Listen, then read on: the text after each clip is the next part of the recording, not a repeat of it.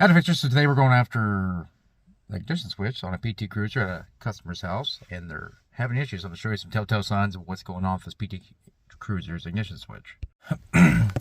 So this ignition switch, there's no key in it right now.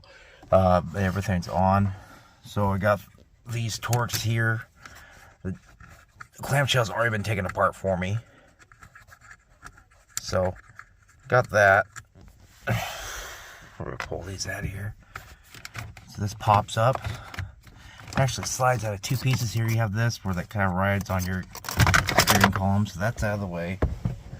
And then we have the stuff here. So with that out of the way, I can see that I think I only got to take this off and this whole thing will come out pretty easy. But you can see here the ignition switch, it's on, but it's in this position. And now we're on here. There's a little bit of stuff going on, but I think, so there's a plastic rod that goes in between the steering column to this part here, and I think it's broken. So we're gonna see what we can look at. So here it's a tamper-proof 10, and I'm gonna pull this off. Like I said, I think it's the only screw that's holding us in place here.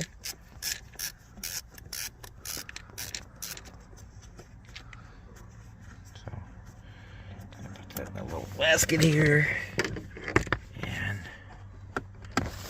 Holding it somewhere. There it is. So it just pops out, and there's that plastic rod I was talking about, and you can see the metal part is snapped off. So look inside there, and that's why your ignition switch is stuck in a certain position, is because this is broken off in there. So I'm gonna pull this connect. Okay, so this is the ignition switch, and the little rod goes inside that oval hole there, or whatever you want to call it, and this is what's broke off inside there. So you'd have to get a whole new ignition that goes through here.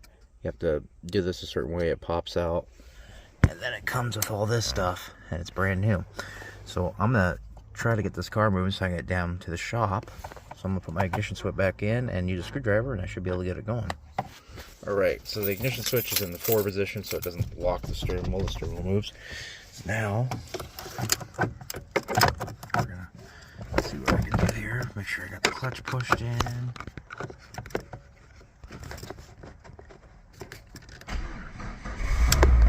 There it goes.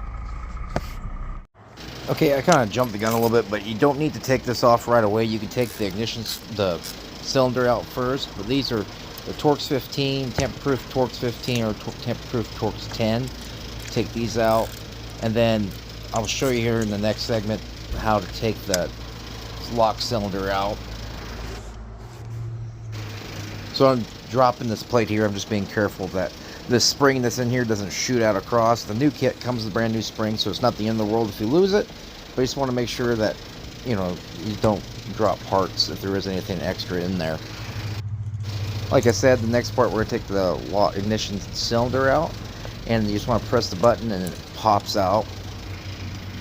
Alright, so I did some stuff prematurely, like I don't need to take this out yet, but I did anyways. So keys all the way into like the run position, so I'm going to press this, and this key and everything should come out, so I'm going to have to put you down for a second. So I'm going to push right there, and then the key should pop.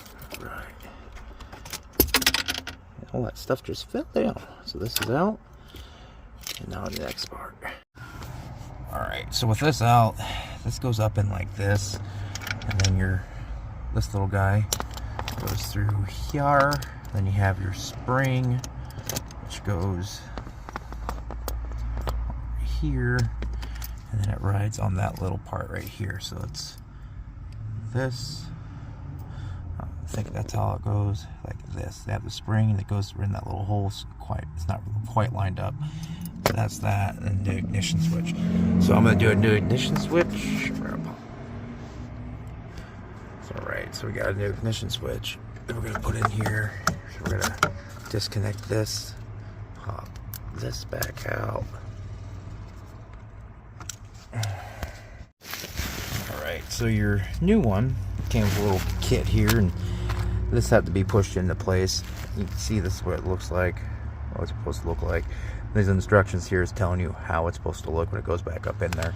So I could put this up in here, and if I wanted to, I could put my little spring. Here we go. Put my little spring and my holder on there. That's what I'm gonna do. I'm gonna put you guys down for a second. So I need to put a little bit of grease here and on these parts and down on the bottom. So I'm gonna use some Seal Glide. That's what it looks like. Just use a little grease and put it back up in here.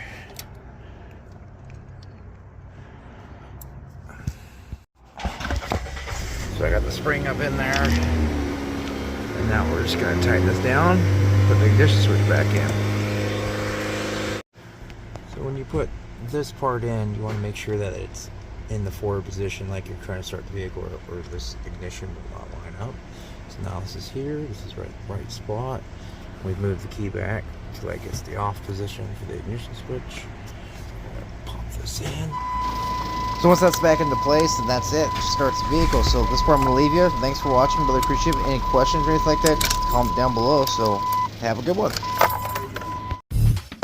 Thanks are good.